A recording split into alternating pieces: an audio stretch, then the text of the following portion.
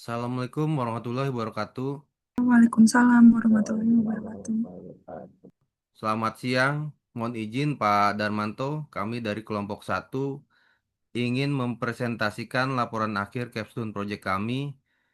Judul proyek kami adalah aplikasi penjualan dimsum suka yang kami kerjakan untuk memenuhi tugas dari mata kuliah capstone project STSI 4401 di bawah bimbingan tutor Pak Darmanto untuk kelas 63.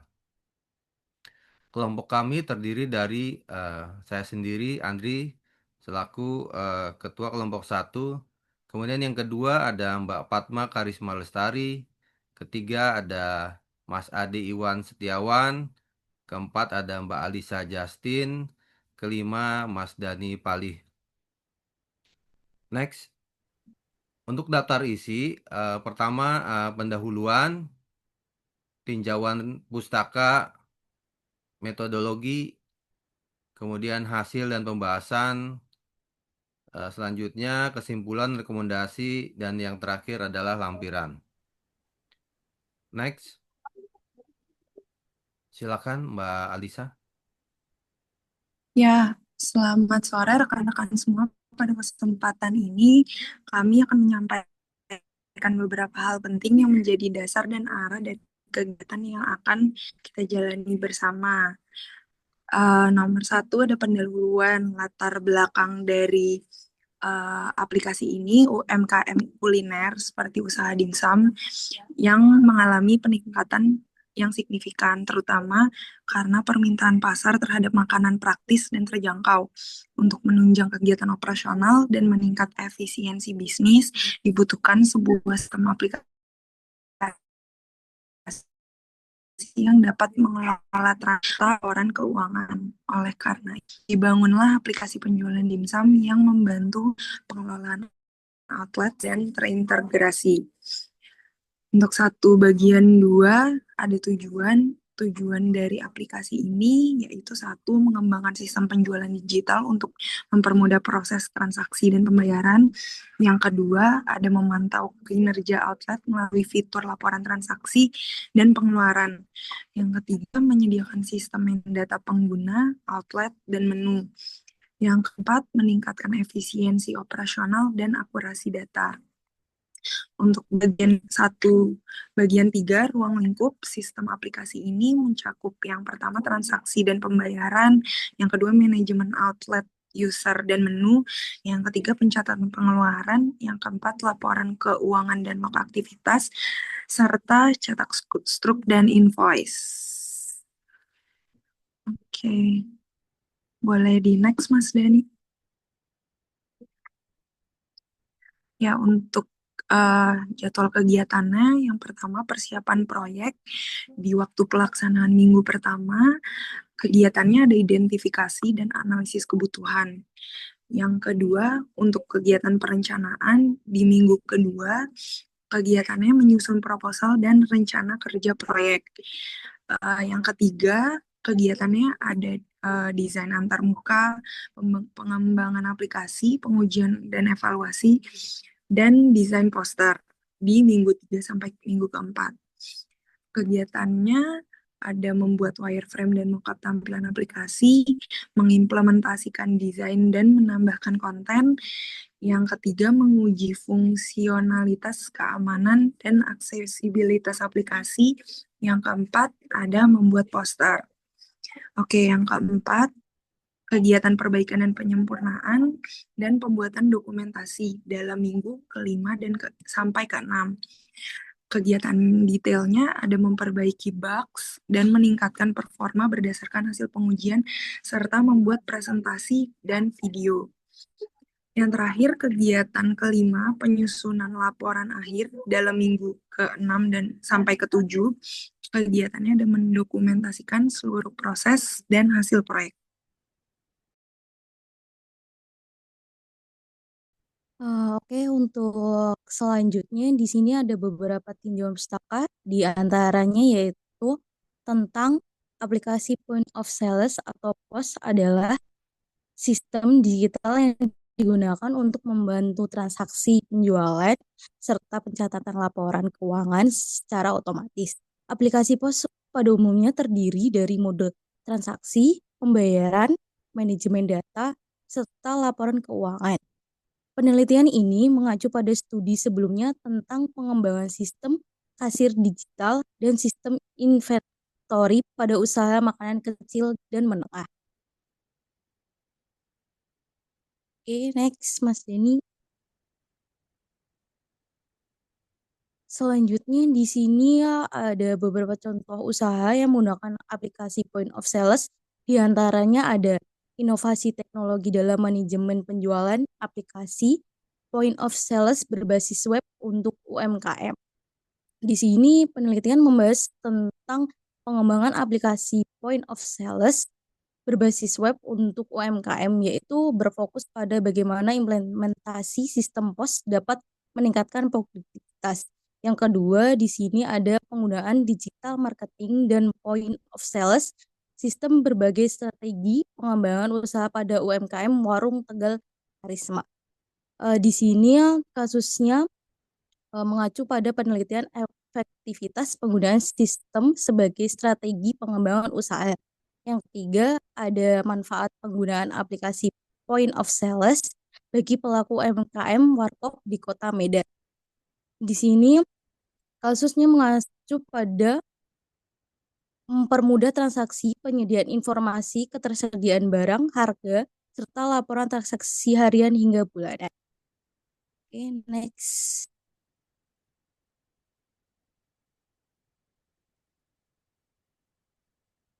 Lalu di sini yang keempat ada perencanaan aplikasi Point of Sales berbasis Android menggunakan framework kultur di Cafe Elang Stack. Di sini penelitian ini berfokus pada perencanaan aplikasi POS berbasis Android untuk sebuah kafe yang sebelumnya belum memiliki sistem rekapitulasi laporan penjualan. Yang kelima di sini ada pengembangan sistem informasi pemesanan makanan berbasis web pada rumah makan mie Hoki Hake.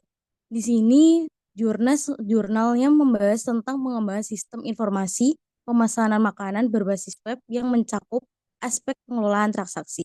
Yang terakhir ada optimalisasi adopsi teknologi 4.0 penggunaan aplikasi kasir pintar berbasis Android terhadap kualitas laporan laba rugi di UMKM Capri Street. Penelitian ini menyoroti tentang bagaimana aplikasi kasir pintar berbasis Android dapat membantu UMKM untuk memantau keuangan dan stok secara real time. Oke, selanjutnya di sini ada metodologinya. Poin pertama, metodologi penelitian yang digunakan adalah metode mixed method atau kombinasi kuantitatif dan kualitatif dengan tujuan untuk mendapatkan pemahaman yang lebih lengkap dan mendalam. Poin 2, proses analisis. Proses ini dilakukan dengan wawancara langsung kepada pemilik outlet dan pengamatan proses transaksi yang berlangsung manual. Hasilnya menunjukkan perlunya sistem digital untuk mempercepat dan mempermudah proses pencatatan. Jadi dari hasil analisis dan pengamatan, di sini diperlukan adanya digitalisasi supaya segala sistemnya berjalan dengan efisien. Kemudian poin 3, proses perancangan. Proses perancangan yang digunakan adalah metode pengembangan perangkat lunak berbasis waterfall dengan tahapan analisis, desain, implementasi, pengujian, dan pemeliharaan. Kemudian di poin 3, implementasi. Fitur yang diimplementasikan, satu, transaksi dan pembayaran. Tambah pesanan, call invoice, cetak pesanan, pembayaran tunai, dan kembalian. Kemudian ada manajemen data, yaitu ada daftar menu, user, dan outlet. Kemudian ada pengeluaran dan laporan, ada input pengeluaran, laporan penjualan dan pengeluaran, kemudian ada log aktivitas dan log out. Itu pelacakan aktivitas user. Poin 5, pengujian dan evaluasi. Dilakukan pengujian fungsional atau black box testing untuk memastikan setiap fitur berjalan sesuai fungsi. Evaluasi dilakukan melalui simulasi transaksi dan laporan keuangan selama 1 minggu operasional. Di sini kita juga membandingkan operasional yang belum menggunakan aplikasi dan yang sudah menggunakan aplikasi. Kemudian ada hasil dan pembahasan. Aplikasi berhasil diterapkan pada outlet dimsum suka dan digunakan untuk mencatat seluruh transaksi penjualan dan pembayaran. Fitur cetak invoice, laporan berkala, serta log aktivitas membantu pengelolaan bisnis secara lebih transparan. Selain itu, fitur pengeluaran juga mempermudah pemilik dalam memantau biaya operasional harian. Nah, dari hasil di sini sudah lebih terlihat manfaat dari aplikasi ini yang menjadikan operasional menjadi lebih efisien. Kemudian kesimpulan dan rekomendasi. Kesimpulannya, aplikasi telah memenuhi kebutuhan outlet dimsum dalam mengelola transaksi dan data secara digital. Penggunaan aplikasi meningkatkan efisiensi operasional dan kecepatan pelayanan. Adapun rekomendasi yang mungkin masih harus ditambahkan, yaitu penambahan fitur stok bahan baku dan sistem diskon promo. Kemudian, integrasi dengan pembayaran digital seperti QRIS dan e-wallet. Kemudian, pengembangan dashboard grafik, laporan penjualan.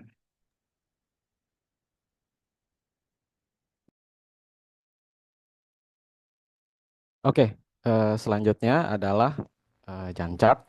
Gantt chart ini berisi timeline pengembangan aplikasi, di mana kegiatan pertama yaitu persiapan proyek ada di minggu pertama, minggu ke-1, kemudian perencanaan ada di minggu kedua, desain antarmuka pengembangan aplikasi, pengujian dan evaluasi, termasuk untuk desain poster ada di minggu ketiga dan keempat, perbaikan dan penyempurnaan aplikasi ada di minggu kelima dan keenam, kemudian penyusunan laporan akhir ada di minggu keenam dan ketujuh. Next, Mas.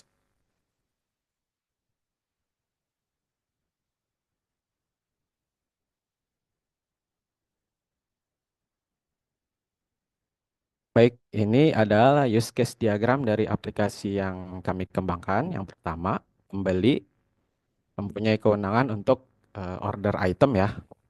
Kemudian untuk admin lebih ke manajemen aplikasinya berkaitan dengan pertama, kemudian setting profile, input item, input transaksi, generate invoice dan pembayaran, kemudian juga bisa melihat laporan. Next, Mas. Untuk activity diagram transaksi, yang pertama adalah pembeli atau customer itu bisa melakukan pemesanan. Kemudian admin, input pesanan, dan generate total harga. Sistem akan menampilkan item, pesanan, dan total harga. Kemudian admin mengkonfirmasi skema pembayaran. Kemudian customer atau pembeli dapat melakukan pembayaran yang diinginkan. Kemudian admin memverifikasi pembayaran, dan sistem mencetak struk atau pembayaran. Kemudian sistem menyelesaikan order dan masuk ke dalam daftar transaksi.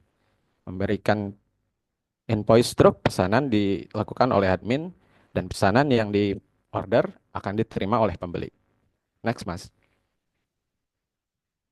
Kemudian untuk activity diagram bagian daftar pembayaran ya. Di sini admin dapat melihat transaksi atau pembayaran. Yang pertama adalah klik menu pembayaran. Kemudian sistem menampilkan daftar pembayaran. Kemudian admin bisa pilih dan cetak pembayaran. Selanjutnya sistem akan menampilkan laporan pembayaran yang tercetak. Next, Mas. Kemudian ada activity diagram berkaitan dengan daftar transaksi, di mana admin dapat melihat atau mengklik menu transaksi, kemudian menampilkan daftar transaksi oleh sistem, dan admin dapat memilih dan mencetak transaksi, kemudian sistem akan menampilkan laporan transaksi yang tercetak. Next, Mas. Selanjutnya adalah tentang tambah menu. Yang pertama, admin dapat melakukan klik manajemen pada pilih menu dan menampilkan form input menu oleh sistem. Kemudian admin dapat menginput nama menu, harga, outlet, kemudian bisa diklik tambah. Dan sistem akan menampilkan menu yang berhasil ditambah. Oke, selanjutnya halaman dashboard aplikasi penjualan dimsum, di mana di dashboard ini adalah menampilkan pertama adalah daftar transaksi, ada kode invoice, kemudian status bayar, tanggal transaksi, dan dilakukan oleh. Kemudian next. Nah, di dalam daftar transaksi itu juga ada kode invoice, kemudian daftar pesanannya apa saja, statusnya sudah dibayar atau belum dibayar, kemudian tanggal transaksi, dan bisa juga dilakukan pencetakan struknya. Next. Kemudian daftar pengeluaran juga ada jumlah pengeluarannya, kemudian keterangannya untuk pembelian apa saja, kemudian tanggal pengeluaran, dan juga bisa dirubah sesuai dengan kebutuhan. Next. Selanjutnya daftar pembayaran. Tercantum kode invoice, kemudian total pembayaran itu jumlahnya, kemudian tunai, status pengembalian. Kemudian tanggal pembayaran, status bayar, dan juga bisa dilakukan pencetakan struknya. Next. Kemudian daftar outlet juga ada, alamat, nomor outlet. Next. Selanjutnya adalah daftar menu. Daftar menunya, kemudian ada harga, kemudian ada uh, beberapa menu. Yang pertama adalah dimsum sayur, kemudian dimsum ayam, dimsum sapi, ya, dan terakhir dimsum keju. Next. Nah, ini lampiran poster dari dimsum suka. Dimsum sehat, enak, dan terjangkau. Dimsum dengan bahan-bahan segar, topping nikmat. Kami hadir dengan berbagai pilihan rasa yang menggugah selera. Dimsum sapi dan dimsum keju perpaduan rasa nikmat hanya 3.000. Kemudian dimsum ayam autentik dan penuh daging hanya 2.500. Dimsum sayur segar dan lezat hanya 2.000. Cocok untuk cemilan harian, usaha reseller, atau menu kekinian. Temukan kami di Tambun, Bekasi Timur. Next. Untuk pembagian kelompok, kami bagi-bagi sesuai dengan kebutuhan, sesuai dengan daftar nama terlampir, ada proposal, aplikasi web, poster dan video, laporan akhir, video, ada penyusun presentasi, kemudian ada juga pembuatan proposal diagram, presentasi, dan terakhir video. Kita membagi sesuai dengan kebutuhan dan waktu yang ditetapkan. Next. Nah, untuk selanjutnya saya akan tampilkan apa aplikasi. Mungkin bisa gantian share screen-nya, Mas Dani. Nah, ini aplikasi yang kami kembangkan di halaman dashboard. Halaman dashboard ada kode invoice, kemudian status bayar, tanggal transaksi. Kemudian di daftar transaksi juga seperti yang tadi sudah disebutkan juga ada kode invoice, pesanan, status bayar, tanggal transaksi. Kemudian ada juga daftar pembayaran, manajemen data, ada outlet, kemudian menu, pengeluaran, kemudian ada laporan, halaman laporan dan laporan pengeluaran. Yang terakhir ada juga log activity. Nah, langsung saja kita coba tambah transaksi. Misalnya kita mau pesan 3 dimsum sayur.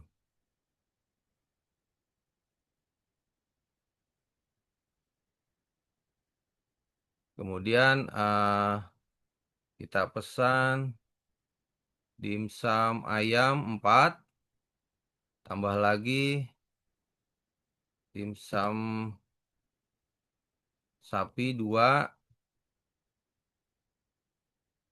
itu lagi misalnya 2 dimsum keju.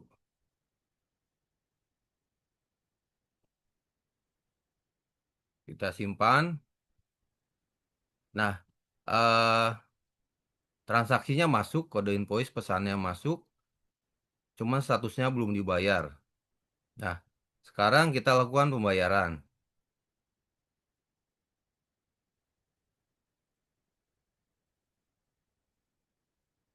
Kita proses bayar, totalnya pembayaran dibutuhkan 28.000.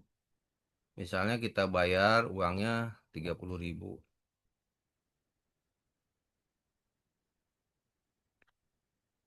Status berhasil,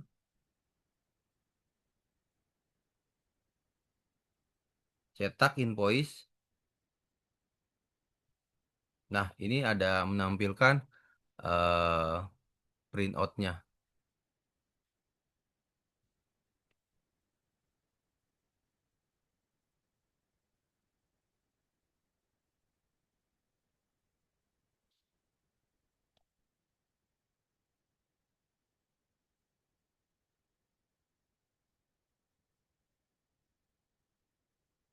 Nah, ini statusnya sudah dibayar. Nih, tanggal hari ini ya, tanggal 7, statusnya sudah dibayar. Jadi transaksinya sudah masuk.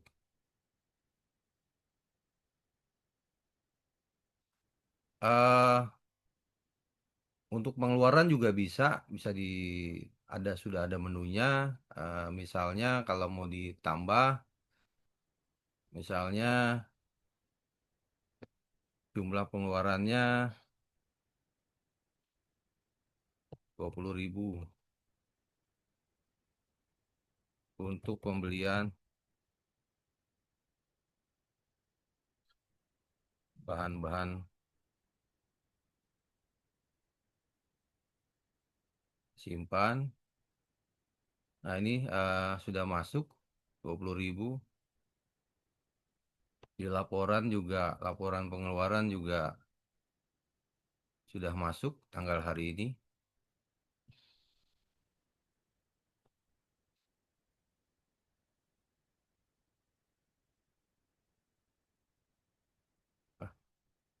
Mungkin itu saja tugas 3 yang bisa kami sampaikan.